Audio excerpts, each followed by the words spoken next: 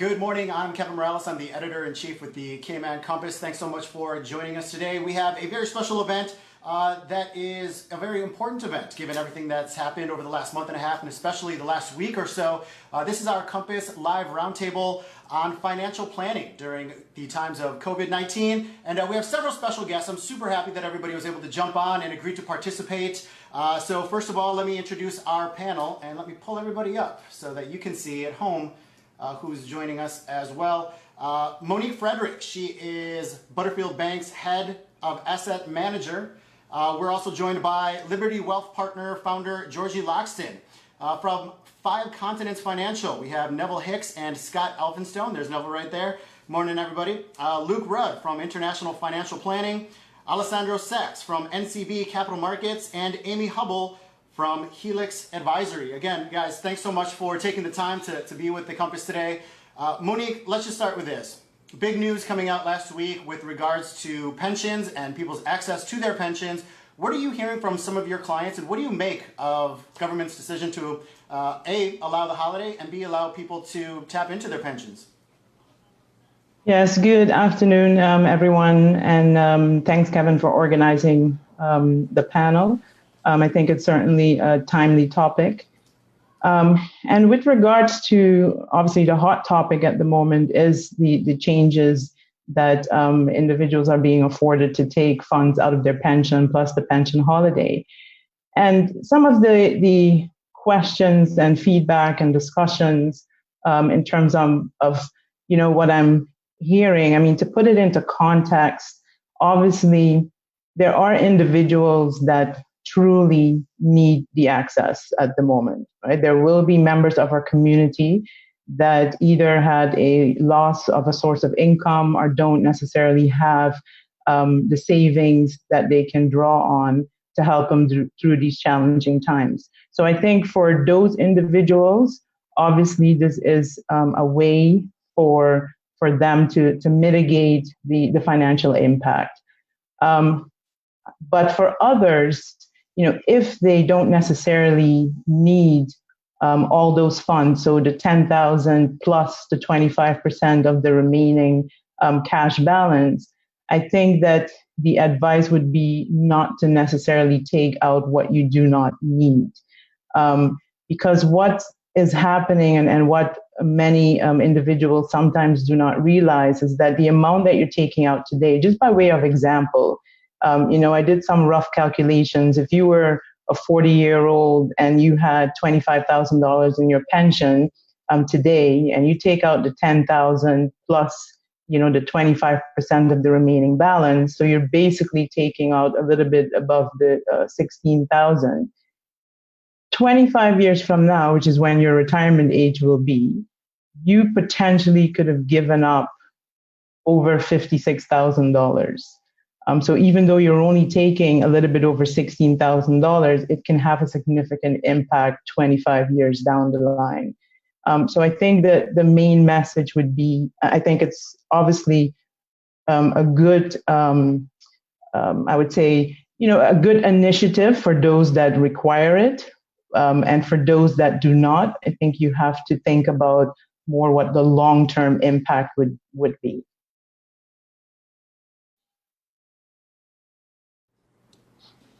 Anybody else want to hop in with their input? Go ahead, Scott. One thing you might want to consider is you have a pension holiday so you're going to get 5% more of your pay for those who are working. I feel sad for those who aren't working, but for those who are working, you might use that to pay down your debt. If you've got credit card debt that you're rolling every month, and quite a few people do, it's a sure thing, 15%, 16% gain by just paying your debt down. So that might be an opportunity with the pension holiday.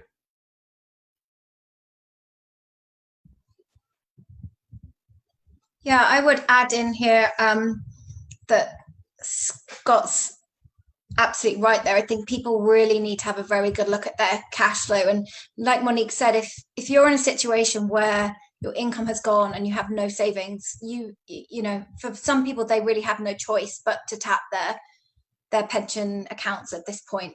But for others who have maintained a job or at least some income coming into the family, and they've got some savings as a backstop, now is a really good time to actually look at your whole financial situation, because for many people the cost of living has actually gone down recently. I mean, it's actually quite hard to spend money right now. I mean, groceries is about the only thing. So for many people over the next few months, even if they didn't have a lot in the way of savings, they can really start to build up their cash pot to protect them later on if this goes on longer than we think, or maybe they run into trouble with their jobs in a few months' time. Take this as an opportunity to the money that you're saving on not going out to eat and not traveling and not doing all the things that we're doing right now.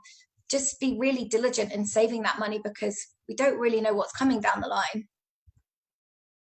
And I think just adding to that, Georgia, I think it's important because, this is a perfect example of, why oftentimes in financial planning, we want people to have kind of 6 months of cash savings, because we don't expect a global pandemic that is going to come out of nowhere and, impact not only this island, but, across the globe. So I couldn't agree more, figuring out kind of what to, ideally looking at the situation that we're in today, and then looking out forward, kind of 6 to 12 months with what you expect, that you can save or set aside, or, if times are very hard, how much do you need to spend on what? And I think, the pension thing is really designed for people who are, very strapped for cash. Because, it might sound nice. Oh, hey, we've got this free money that we're just going to get out of our pension and we can spend on whatever we want with it. But the whole thing about a pension system is it's designed to grow over time, and it's designed to offset income when you retire. So we can't lose sight of, the $10,000 sounds great right now. But it has a huge impact. I mean, Monique's analogy too, you take a big chunk of your future money out of your pension plan, that money then no longer can accumulate and compound over time. So, unless you really, really need the cash, keeping it invested is definitely critical for when you eventually want to retire. Yeah, our brains kind of work against us in these kind of times because, when we get stressed, we automatically just forego any of those kind of long-term plans that we had in mind. And we want to immediately gather, things around us that are going to keep us safe. We want to make sure we have food. We want to make sure we have shelter. And having cash on hand is one of those things with the safety.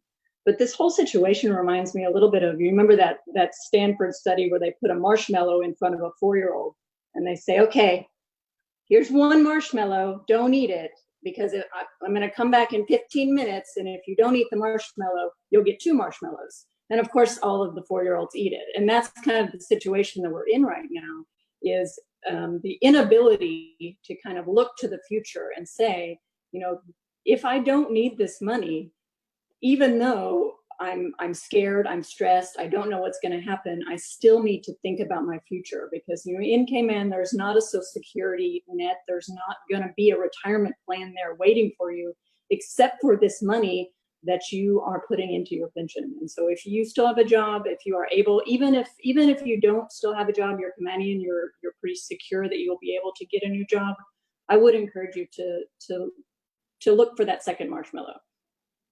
Yeah, we humans are horrible at delayed gratification, which is really what it is, isn't it? We want it now instead of waiting for something more in the future. And we're not very good at visualizing our future self either.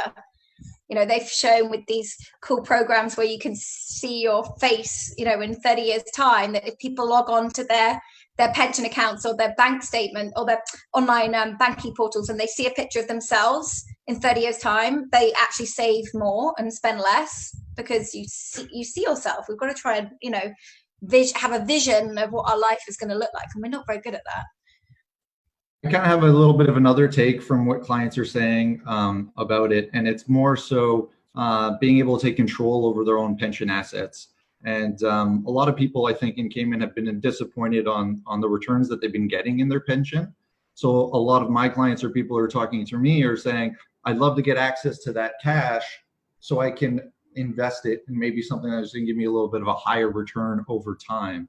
So it's really that getting access to the cash, still keeping it invested, obviously, to be prudent for long-term retirement savings, but really having some more direction in how they're investing that cash and the type of return they're going to get on that cash. So those folks, those individuals that are still working, still contributing to the pension, but want to maybe invest in some other opportunities than the traditional ones that they've been getting in their limited options and the Cayman pension, I think should do some due diligence and look at those options and maybe be better off in the long run to invest that cash at a better return.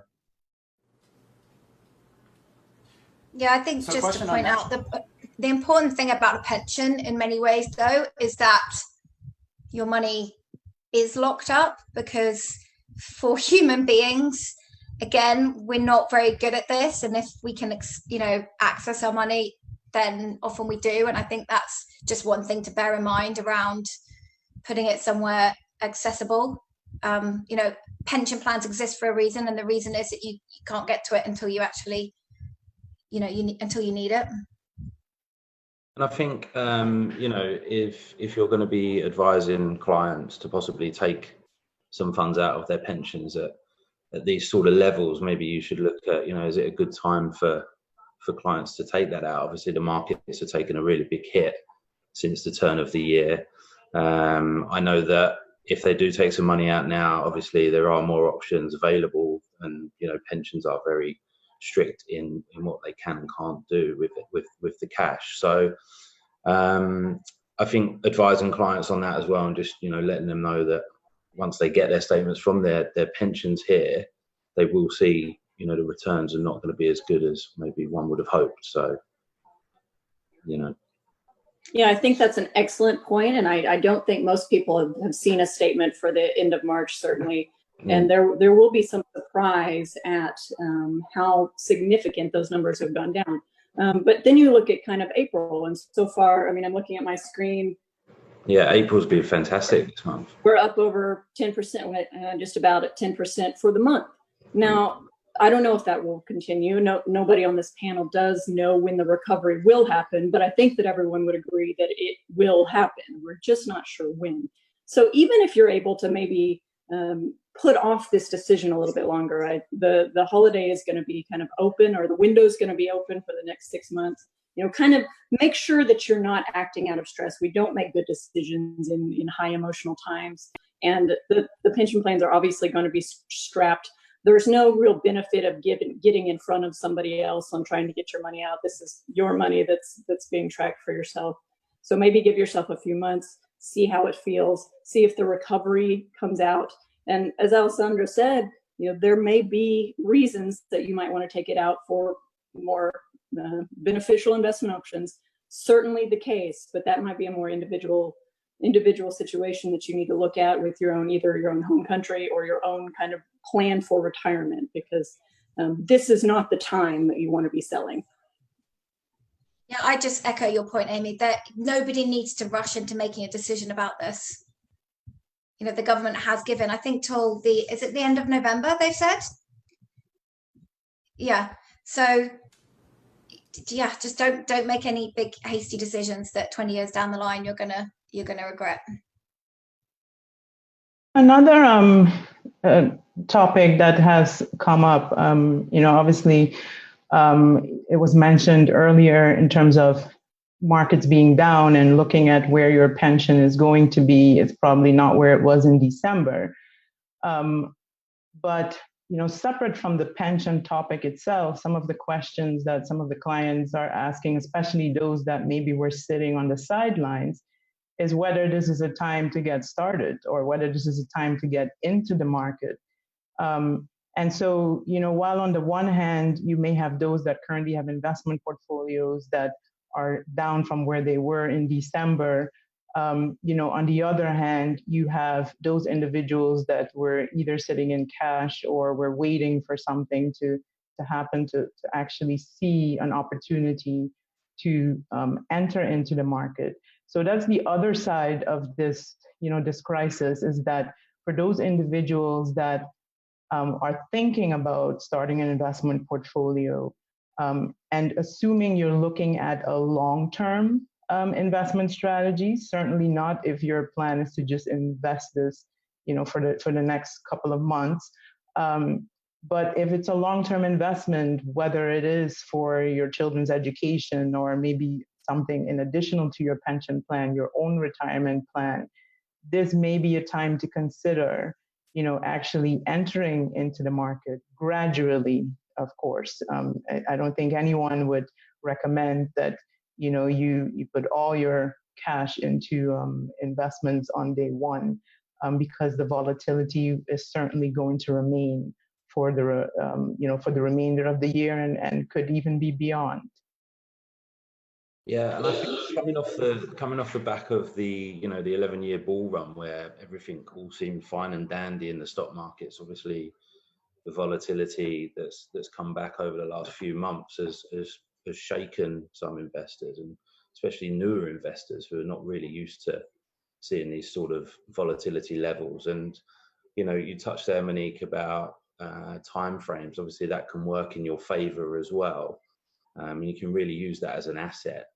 And as you say, if you're looking shorter term, then obviously this possibly isn't the best time to get some sort of investments underway, because you could really get your fingers burned with the levels of volatility we're seeing. But I think on the longer term, we've certainly had a lot of clients come in who've actually put more money into the market lump sum. Everyone was waiting for this pullback. It was well overdue. Obviously, we didn't know it was going to come in the form from a pandemic as such. But I think you can really turn the negativity into a positive here and look at these lower levels for sure. I think. All right, so we do actually have one person who wrote in, and Scott, maybe you can kick this off. Sure. Actually, kind of saying the opposite of what Luke was just touching on. Shamua asked, wouldn't it be a good idea to withdraw the money due to the fact that we're losing money every day in our pension plan and just put it in a bank account where it is neither increasing nor decreasing, but is it completely safe? Scott, what do you think about that? And then you can finish up your thought of what you were going to say. Okay. Question is a bank account. We can get into debating whether a bank account is safe, but certainly a bank account doesn't compensate you for inflation. And one of the outcomes of this whole massive money printing by the Fed might be inflation. And in a bank account, you're not going to be protected from that. I think your major asset as an investor is time. That is what you can take advantage of, because over time, when you invest in over time, you'll get the benefit of compounding. So that's not the right strategy. I think the right strategy is for an average pension investor is to do nothing. It's like the advice we've had for COVID-19. Don't touch it. Don't touch your face. Don't touch your portfolio at this stage. I think that would be the best advice that I could give to someone. Yeah, I mean, I think we'd all absolutely wholeheartedly agree with that. And I think one really important point that people need to understand is that what's just happened in the markets in many ways is not unusual. The markets fall 30-odd% roughly once every 3, 4, 5 years. The fall is completely normal. This is what the stock markets do. It happened very fast. That, in that sense, it was unusual in just how quickly it fell and also how quickly it's actually bounced back again. But the actual peak to trough fall that we had is, look back over history, it's a completely normal fall. And the reason that the stock markets give us a long-term return, an amazing long-term return that we can't get in any other asset class, is because they're volatile. If you don't want to take on that volatility and you put your money in cash, it feels safe, but it's only temporarily safe, like Scott says, because you're not compounding your money over time and you're not keeping up with the cost of living. Every year, the stuff that you have to buy gets more expensive.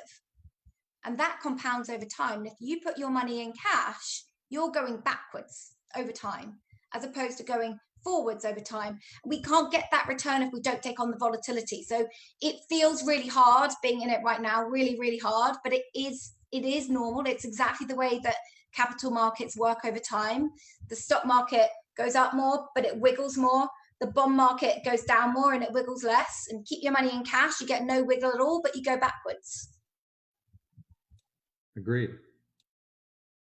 Yeah, and what Georgie said is something I really want to reiterate, in that this is not unusual. This is certainly an unusual situation that we find ourselves in. Flying into the Twin Towers was an unusual situation. The housing crisis collapse was an unusual situation. So I don't want to discount that, because it is different this time. But at the same time, it's not necessarily unexpected that unexpected events will hit the stock market, and the stock market will react in that case. And one thing you do have to remember about the stock market is that the stock market prices reflect future expectations. And so you look today, the market's up over 1%, in the US at least. That means that the market expects better things ahead. When you're looking at economic data is almost only looking backwards at what has already happened. So the stock market is kind of the idealist situation, and it reflects kind of what people are thinking, how people are going to react. And so as you see these little changes in news, you start to see the stock market react more volatilely, both to the upside and to the downside, or not, as we've seen. And I think adding to just from the question there, yes, the stock market moves up and down, but particularly we have a long-term time horizon, such as a pension asset.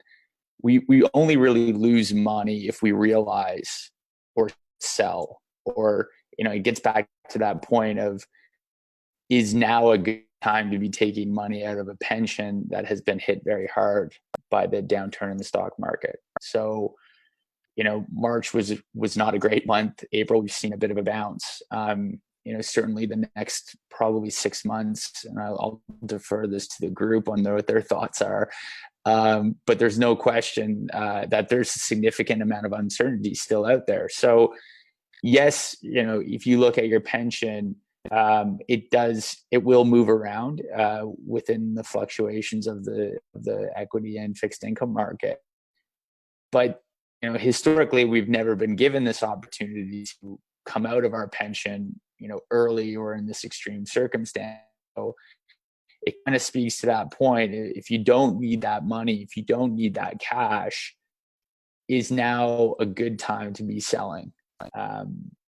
So it's really taking more of a long-term approach with respect to, the market goes up and down, but if you're not needing to sell. I think one thing that people can do to really help them here, because at the moment we're in this really, really noisy period. There's so much noise going on and we can't see the signal anymore. This is the signal, right? This long-term uptrend, but in periods of heightened volatility, we lose that signal. And I think people can just take a step back and think, why are they investing in the first place? Why do you have a pension? Well, it's like somebody said earlier, it's to replace the income that you're going to lose later. Take that step back and regroup with your vision for the future. What do you want your retirement to look like? Where do you want to be? What are you going to do with your days? And remind yourself of the reason you're investing in the first place, because you're not investing for the sake of investing. Investing is not the end in itself. It's the means to the end.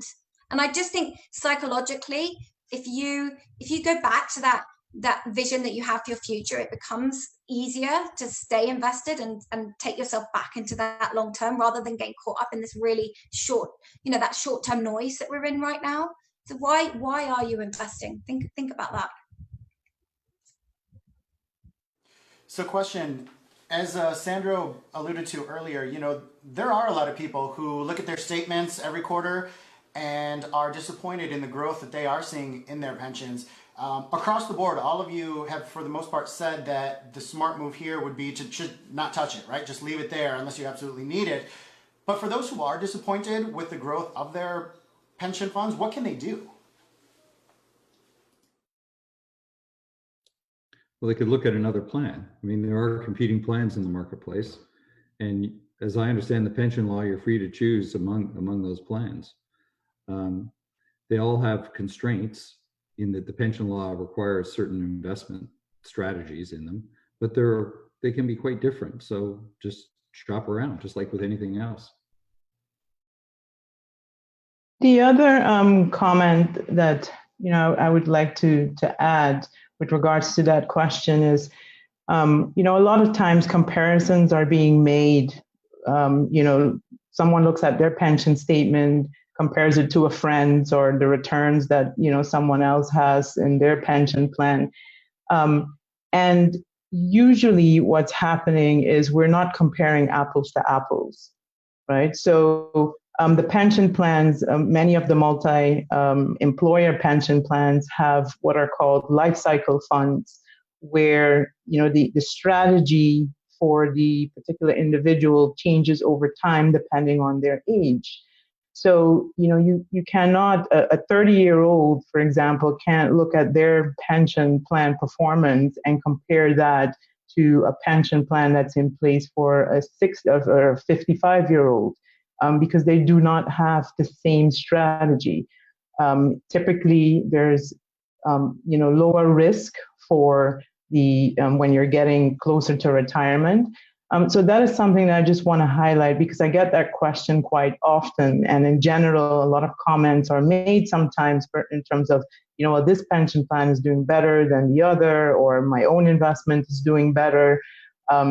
But it is very much dependent on are they pursuing the same strategy?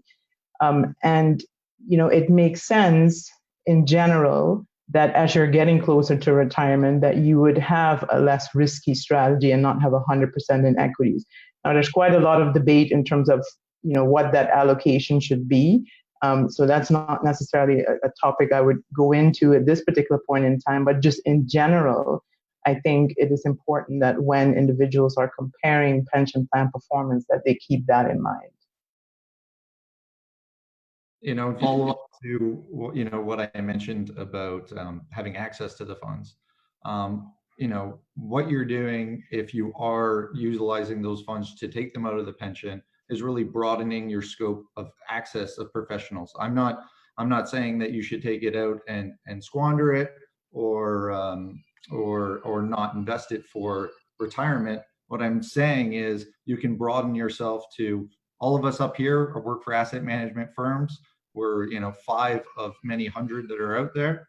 I think anyone who's looking to create their own investment portfolio for retirement can talk to any professional and create a very strong portfolio for themselves going forward as well, in complement to the pension that they'll still have remaining in their pension fund and still be contributing to.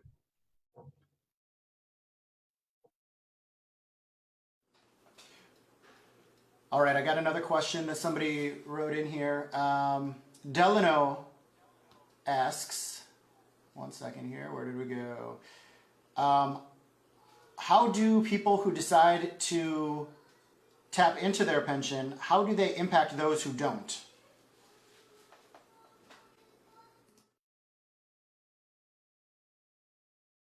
I can answer that, I think. So the struggle that I think all of the pension providers are going to be dealing with is really there's an expectation that a lot of people are going to be taking out money, and in many situations that's completely appropriate. Even for some of the other reasons that we might have talked about here, that it might make sense based on your own individual situation or your own home country or your own debt situation to take money out. But there is going to be a long processing time, and the pension plans really only price those assets on a monthly basis. So you have all this money coming in. Now, each of your money is individually kind of marked to a different fund, but depending on your pension plan, each of those funds have a consultant that kind of invest in one fund or a fund of funds, and so there's not going to be too much without getting too technical, I don't think that that should be your main concern on whether or not to take it out. If your asset values are invested in basically the funds that the asset managers are managing. Now, if everyone takes out all the money of the funds and the fund managers are having to sell out of a lot of bonds that have a lot of good yields, yes, there could be impact. But in terms of $10,000 coming out for you versus $10,000 coming out for Monique, that would not be something that would necessarily concern me. I think the size of the pension business has grown quite substantially over the last 10 years, and I think it's not going to have any significant impact. I would also add too, I think the underlying regulations require are fairly strict with what the pension plans can and cannot invest in.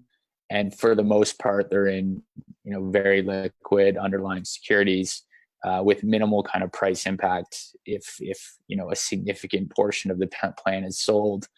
That being said, this is not an easy task by any investment manager of a long-term pension plan who needs to balance the rights and the access of people who are liquidating their units for the long-term benefit of the plan, particularly where, if we expect, in which I think we all will see, significant redemptions coming out. So it's certainly not ideal from a pension plan standpoint. And this is not quote unquote part of the plan, I would say. But the good news is, in a way, the kind of the strict asset requirements or allocation requirements from a Cayman regulatory perspective almost limit the amount of damage that's going to be done to anyone who's redeeming from a liquidity standpoint and then who stays in the plan from a long-term standpoint. I'd like to add to that because I had that similar question from someone last week. And I think, the concern is that if they're taking out funds right now, and of course markets are down, that for the rest, those that remain into their pension plan, they're concerned that somehow now you're realizing losses and somehow they're going to have to deal with that.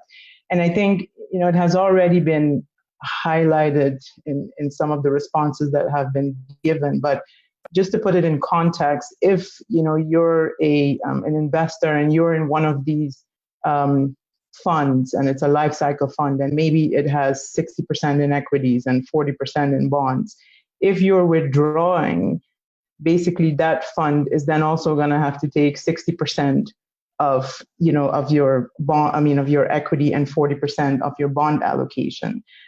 So it's not necessarily going to skew the plan that all of a sudden, you're taking all the redemptions out of equities and you have crystallized these losses, which I think is one of the concerns that, some members of our community have. And I think everyone has already basically explained in terms of, the impact would not necessarily be significant. But I just wanted to add that to give some context for those individuals that are thinking whoever is staying in the fund is somehow, now going to be left with the assets that they would have crystallized some losses. Yeah, remember that money will still be coming into the pension plans as well. I think a lot of firms and a lot of individuals will continue to put money in over the next 6 months. I know the holiday is there for people, but hopefully most businesses that are still functioning well and employees who are still employed will continue to put money in over this next 6 months. So although there's some coming out, there's continually going to be more going in. Yeah, and this is actually a very good time to be putting money in because you get that kind of dollar cost averaging benefits in that when you're putting money in, when the market is down, you're buying at a lower price, hoping that asset prices will increase in the future. And in terms of the stock market, they will. Someday.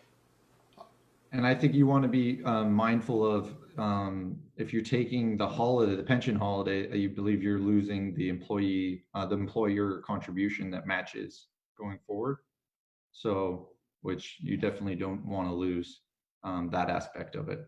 Even if you are going to take out the lump sum, you should, if those who can still contribute to the actual underlying of those contributions. Yes, because that's effectively free money if your employer is matching your contribution. All right, thank you guys. If you don't mind, I'm going to try and run down a couple more of our audience questions here. Sadiq asks, do you believe the pension funds are managed well, and do you see room for improvement in this area?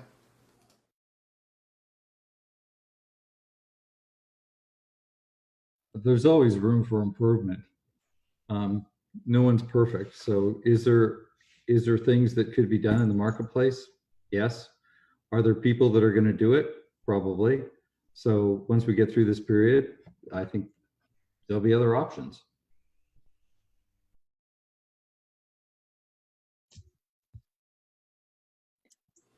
All right. I would add to that. No, I was just going to say, you know, part of the challenge is the investing, you know, where we're at too, right? You know, we've been 11 years into a bull market. Obviously, we've corrected now, but still at relatively high valuations, and the 10-year treasury rates it makes it difficult to generate return. The other.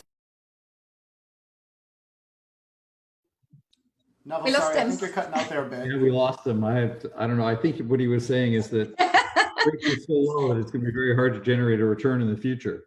Oh, I lost you. Okay. Sorry, I'm back. You want to try again, Nev? Did you not get any of that? Not a lot. Digital on us. No, I was just saying that with interest rates at zero, and it kind of ties back into that question about, you know, money at a bank. You're not earning anything on your deposit with cash in a bank, and you know the 10-year interest rate in the U.S. is 0.6%. So you know it's a challenging time for any investment manager in this environment. And I was just saying too, you know, with any kind of the pension providers, you know, it's a lot of it too comes down to the administration cost, which, you know, as technology gets better and better, these costs will come down, and I think they'll certainly, you know, benefit the long-term plan members. Yeah, and I think we have seen that, haven't we? We've seen costs come down over time, and the plans have definitely improved. I mean, Scott, you probably know this. When did the pensions actually come into effect? How long have we had Cayman pensions for? That's a 20 really years? good question. At least. Is it, I mean, it's been quite a time, quite a long time. Yeah. Yeah, I mean, I think one of the other things to mention, you know, is while yes, you can certainly look at, you know, the pension providers are trying to do the best they can. There are some other things that were, you know, discussed a couple of years ago, and pension providers were asking for, which were some changes to the investment regulations, which can also, you know, at least improve the process in some sense. And I know some of these discussions have probably, you know, have been placed on the back burner. I mean, right now, obviously, the country has a lot more important things to focus on.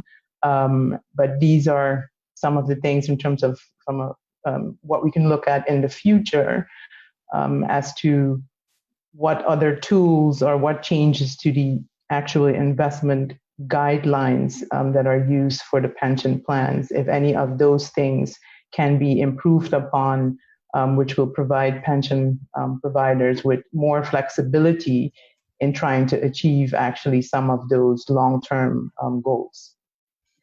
One thing that I think will change over time is how people actually get at their money. And it's changed in the UK, it's changing around the world in that people are being given more choice over how they actually spend their money in retirement. And I think the way the pensions work right now, I think reflects the fact that they have only been around for sort of, I think maybe 15 or 20 years. I don't think they came into place until after 2000.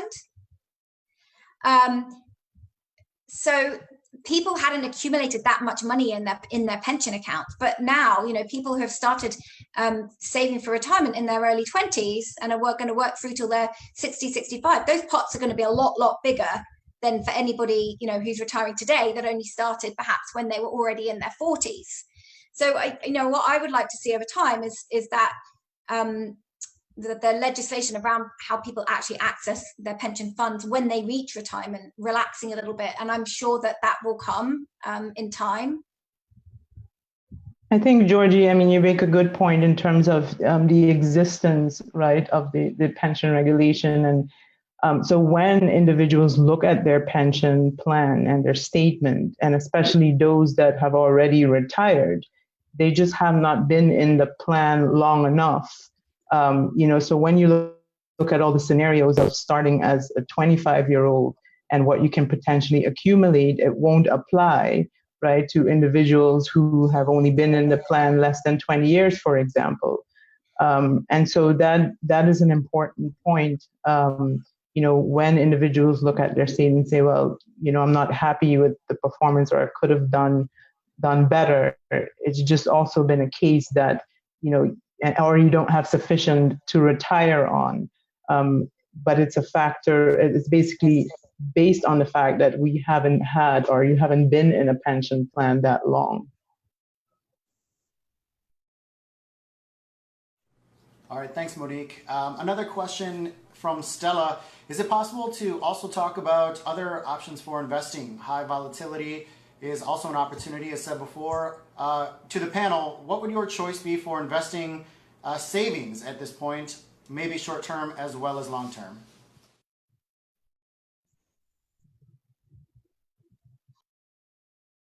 It's not something that I'm ever going to be comfortable saying on a broad scale of what everyone should do. And I know Georgie's, nodding her head, and guys too, it's completely going to be up to your own situation in terms of what your goals are, what your retirement picture looks like, how much money you're going to need in retirement, whether or not you own a house, whether or not you want to buy a house. There are so many moving pieces. So to be able to answer that question so broadly and have it apply to everyone is just really very impossible to do. Absolutely, except for one thing that's always true, and that really is that if it's short-term money, if you have cash in the bank that you're going to need for something in the next 6 months, year, 2 years, probably even 5 years, that money doesn't belong in the stock market. The stock market has to be the place that you put your money for your long-term goals. That is retirement. It's maybe saving for your children's, university education. It's the long-term stuff. It's not the money that you think you might need for a house deposit for next year, or the money that you think you might need to pay for your daughter's wedding in 2 years' time. That money ought to always really be sat safely in cash, where you're not going to take any volatility at all. I think I think Amy and Georgie both make valid points. It's very much individual. It has to be based on your personal circumstances. And some of the questions that you really have to ask yourself, not just in terms of the long-term trend, what do you need it for? But, there's also an emotional aspect to it that I want to highlight, because I know we're talking about finances, we're talking about money, we're talking about numbers, but there is, the topic itself can be quite emotional. So, it's a matter of looking at, even if you have a long-term goal, you may have a long-term goal, and maybe you think you can, your situation lends itself to taking on a lot of risk. But the question is, can you sleep at night? I still think that, you have to also look at the emotional aspect. And, going through this particular crisis has actually highlighted that, because for some individuals, whatever their current investment portfolio is, maybe they thought a couple of years ago that actually that risk or their appetite for risk was actually higher than they now realize that it is, now that they've looked at the volatility and they don't feel comfortable with it. So I think, looking at the emotional side of, how you feel about it and your past experiences with investments also play a role in determining what's appropriate for that individual.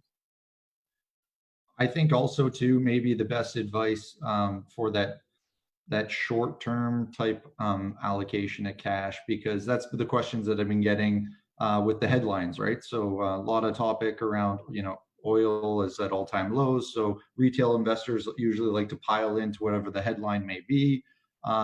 We're on Zoom right now. Most retail investors are piling into stay-at-home stocks like Zoom.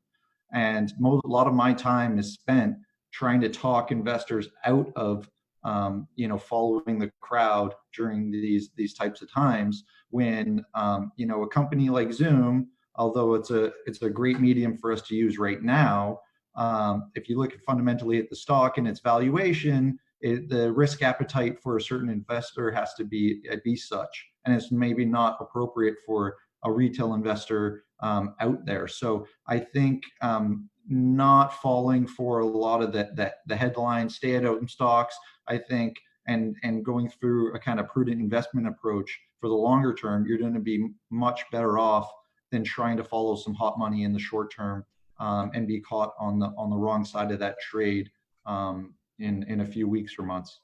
Please don't forget the old adage of don't put all your eggs in one basket. I mean, if there's anything we've learned in the last few months, it's that. I mean, that's probably the most fundamental piece of financial planning advice is whatever you're doing, you have to make sure you're diversified.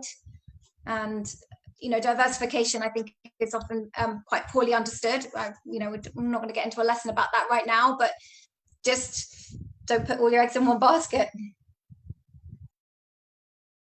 Yeah, and I would add to that, it really sounds boring, but yeah, long-term financial planning and success when it comes to investment is really about diversification and being disciplined.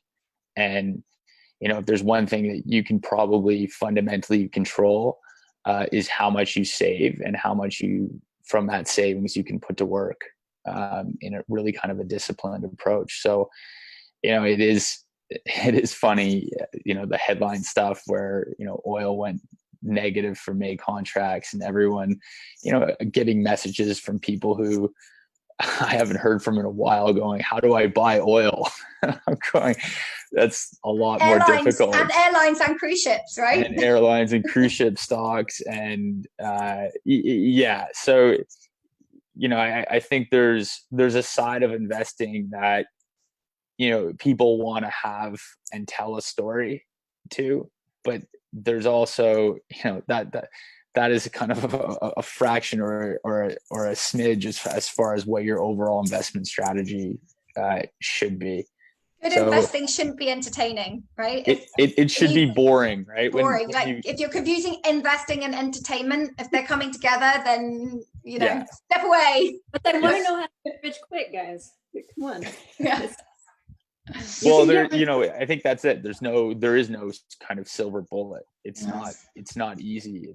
It's not, there's no get rich quick scheme. We don't have a crystal ball.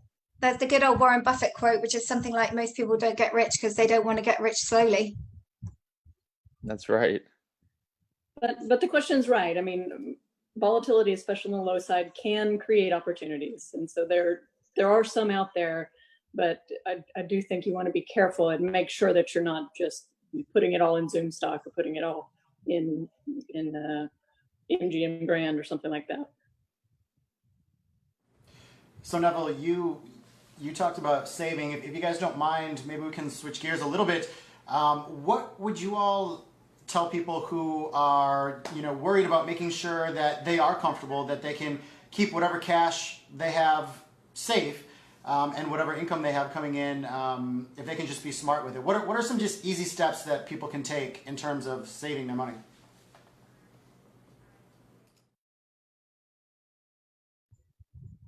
Anyone want to go? One little thing I would say is, I mean, aside from just, really becoming aware of what you're spending money on, is right now negotiate. I think there's room for negotiating everything that you spend money on right now, on your rent, on your phone contracts, or go to your bank. Look at the list of things that you spend money on, pick up the phone and see if you can negotiate, because you'd be amazed at how many companies will reduce your price plan down. Give that a go.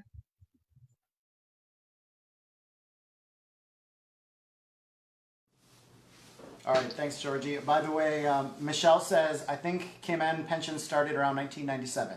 So there you go. Yeah, a bit longer than I thought. Frank writes in, if seniors withdraw their funds, do those funds drop as far as the market drops, or were the funds for seniors properly put into safer investments? Yeah, I think typically for seniors, you would expect that most of the pension plans would have, if it's a life cycle fund or a target date fund, that most likely they would have had relatively safer investments. So you would not expect them to be in 100% equities. So yes, their pension value should not have been impacted the same way. If we just look between December and March, for example, they should not have been impacted the same way as someone who has a pension plan that has a high allocation to stocks. Yeah, that being said, you want to have some exposure to stocks in your portfolio when you're retired, because you want to have the money last. Hopefully we're going to live to 85 or 90 years old. And if you're starting to retire at 65, that's a long time of investment horizon. So you've got to keep some money in the market in order to sustain the value of your portfolio over your retirement period.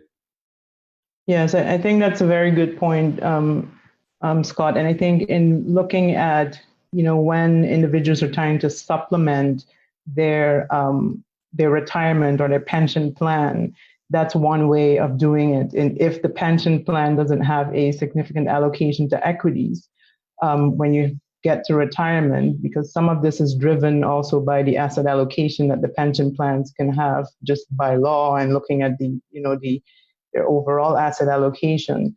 So for those individuals that can supplement their retirement outside of their pension plan, this is one way of doing it. Because as Scott mentioned, I mean, when you retire at 65, you could still be living for 20 years plus. So, I mean, you still need the portfolio to continue to grow. If you just went and put it all if it was all in cash at that point or in short-term investments, you will not have the opportunity for those funds to grow. So I think that's exactly right. I actually think probably longevity risk is the bigger risk that we're not talking about. All right. I mean, we're living longer, notwithstanding this virus. But have people in general saved enough for their retirement? And in some cases, I guess it's individual by individual, but in a lot of cases, because our pension system here in Cayman is so new, if you will, compared to other developed countries, most people probably don't, if they just looked at their pension solely as their retirement vehicle, don't have the money to properly retire and maintain a certain level of income for the period now that we're now projected to live. So it kind of taking it one step further, it comes back to, we contribute to our pension and it's a certain requirement up to a certain amount, but how are you looking at your retirement, and should you be saving more on the side, either through another investment account or additional contributions to your pension? And I think that that will become, you know, a real risk for a certain number of people.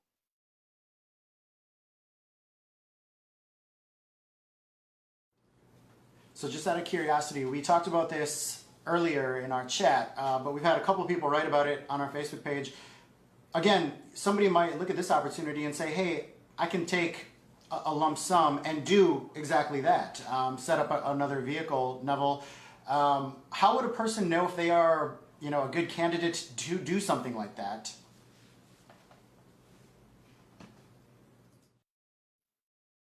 Just with respect to kind of investing those sums that are withdrawn?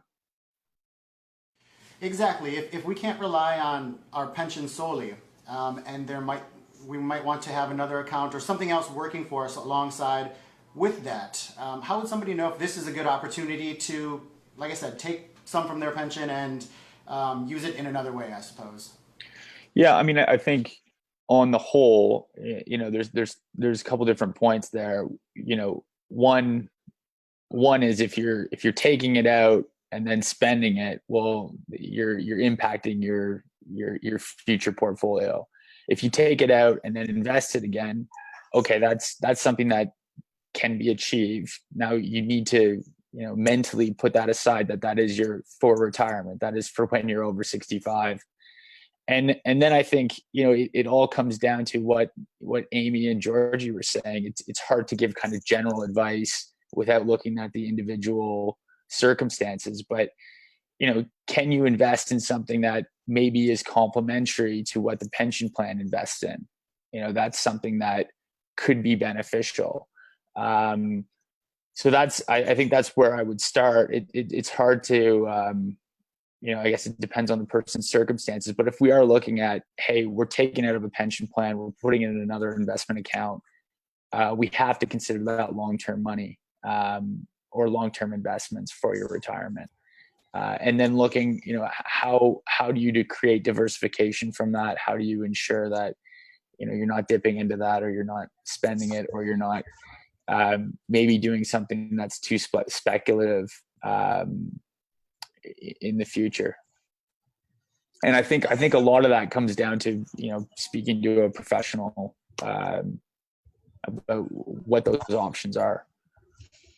I mean, we're talking about personal finance here, really, and personal finance is way more personal than it is finance. And, you know, I think that's sort of what Amy was saying. It's really hard to just sit here and say, you know, if you have $10,000 and you should do this or this or this, none of us can give that advice without really understanding someone's specific situation. I mean, I think that the question, obviously, in terms of if you're looking for something to supplement your, you know, your pension, meaning you're not necessarily withdrawing it from, well, you have two scenarios basically, because you could, if you are withdrawing from your pension plan with the intention of then investing it into something else, you could potentially then, obviously, when speaking to an investment professional, look at how that allocation can supplement your current allocation in your pension plan, right? That's one option in terms of determining how you should invest to supplement that. Now, if you're not withdrawing from your pension and you're just, you know, going to add and create your own retirement plan, if you like, outside of your pension, it's a similar type of exercise, right? It is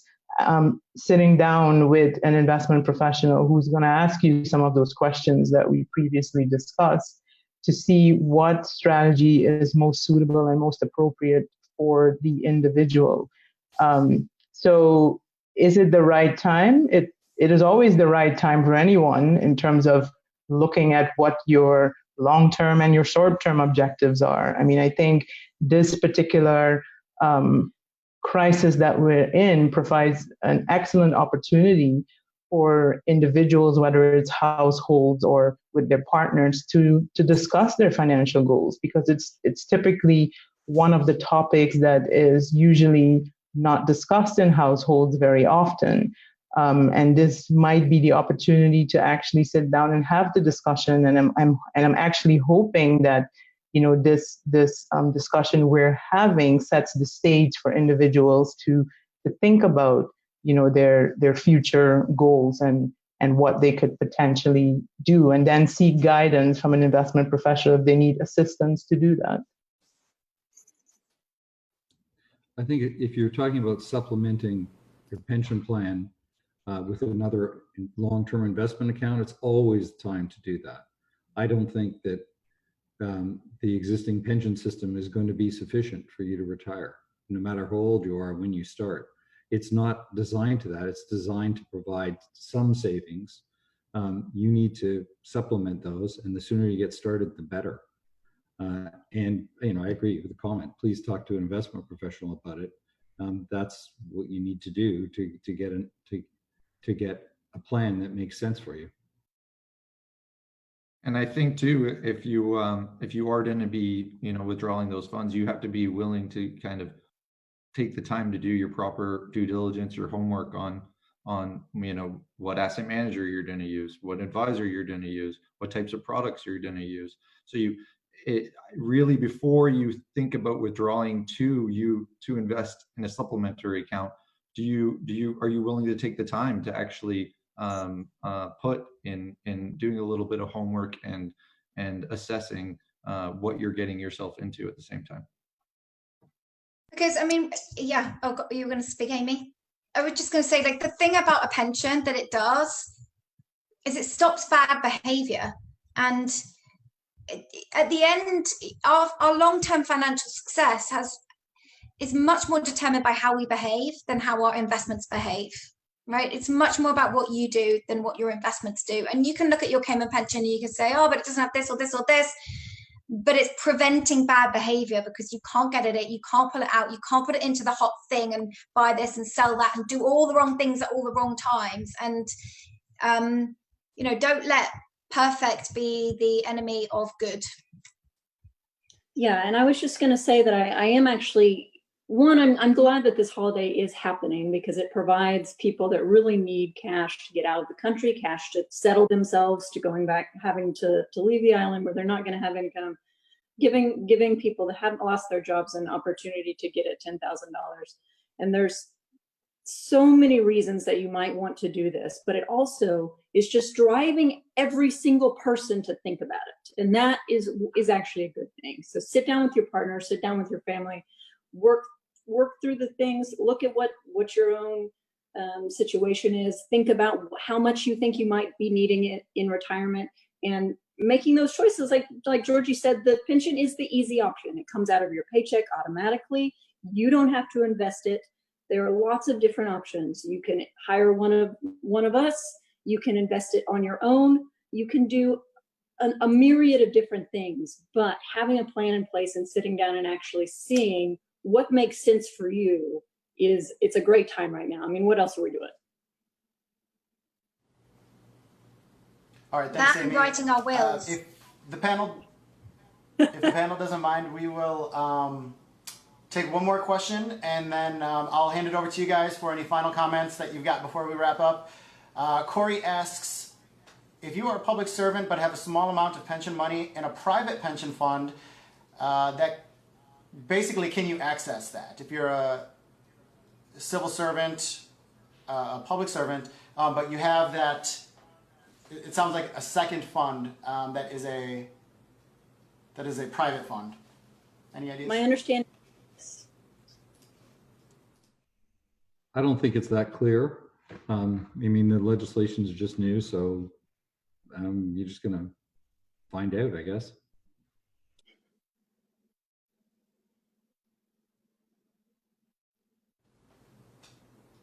Amy, were you going to say something as well? My understanding was, yes, you would not be able to get anything out of your public service pension plan, but if you have an old private pension from an old job, you may be able to access that. But I'm with Scott. There is a lot of questions on that of, is the $10,000 in total, or can you get $10,000 from each? And I think there are some details that still need to be ironed out. And then I guess it comes back to cash flow too. If you're working in the public sector now, you still have a job, money's still coming in. Do you need to get access to that money? That's a bigger question. If you can. Sorry, Neville. I think that's the most fearful thing here, is that the public are going to use this as an excuse to take out these funds. Maybe go and buy a new car, or buy a holiday that they've wanted to go on for years. When things get back to some form of normality. So I think this discussion today has been great for the listeners. Only take it out if you really need it. If you're in the public sector, to just treat this as any normal time, really, because as you say, they're still working.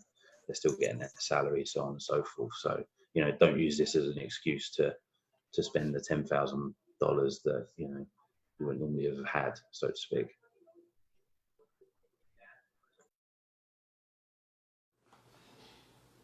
All right, thanks, Luke. With that, let me just hand it over to you guys to see if there's any kind of final comments that you want to provide before we wrap up. Monique, do you want to start it out? Sure. Kevin, well, first of all, I want to say thank you for organizing the panel, and thank you to my fellow panelists for quite an engaging discussion. I think it's a timely topic. In terms of your viewers, I think your viewers are all in different stages of their financial journey. And so for those who are fortunate to navigate these challenging times without having a significant financial impact, I would say now is the time to revisit, your long-term goals, and maybe also reassess your appetite for risk.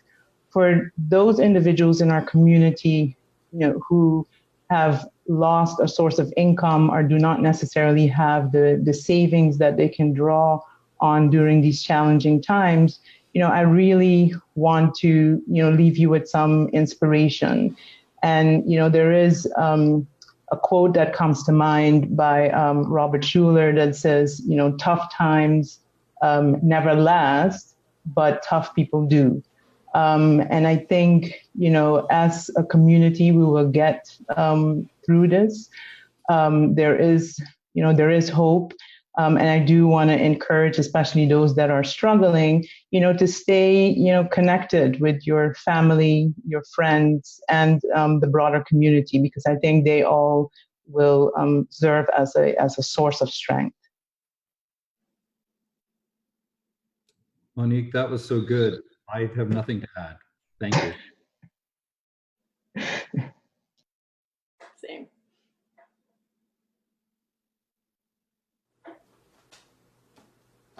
Georgie, Neville, Luke, Sandra? That was great, Monique. I think that this too shall pass is, they're four very, very powerful words, and we will come out of this. The markets will come out of it, the world will come out of it, Cayman will come out of it, and better times are definitely ahead.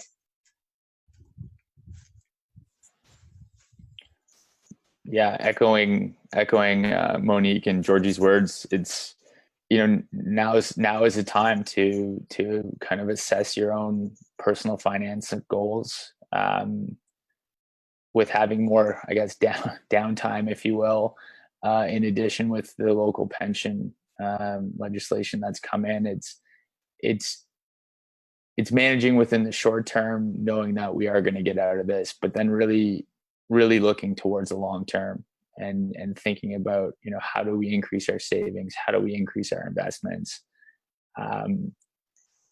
Because, we've got, we will all work hard, and we got to put our money to work. So.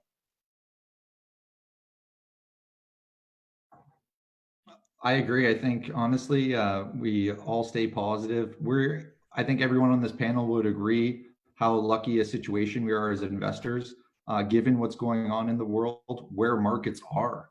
And, the thing is, the markets are actually in I would say, a very good place, considering what's been happening all around the world. And kind of to circle back to the beginning comments, for investors, it really is the time horizon and the power of compounding. So that's really what you got to think about. But I think we are all very lucky that we're sitting in to be in Cayman and to have kind of the financial strength that's been going on in the world that where we're sitting.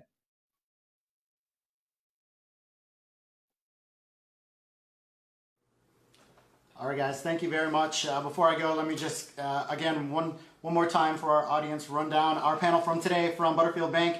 Monique Frederick, Liberty Wealth Partners founder, Georgie Laxton from Five Continents Financial, Neville Hicks and Scott Elphinstone, Luke Reed from International Financial Planning, Alessandro Sachs from NCB Capital Markets, and Amy Hubble from Helix Advisory. Thank you all so much for joining us. We had some great interaction from our Facebook page, so I know people really enjoyed it and really got something from it. Again, thank you very much, and we'd love to have you on again in the future. Thank you, Kevin. Cheers. Thank you. Thanks, everyone. Thanks, Kevin. Bye. Cheers. Bye-bye. Take care. Bye-bye. Bye. And to you, our audience, again, thanks so much for tuning in to this Compass Live Roundtable. We hope to be bringing you these every single week. In fact, next Monday, we've got another roundtable scheduled. We're going to have members from the Tourism Association, that's Teresa Broderick and Jay Earhart, along with Marcus Muri, and also some members from the Chamber of Commerce, Will Pinot, and Woody Foster. So again, that will be next Monday, so be sure to tune in for that. Until next time, have a great day.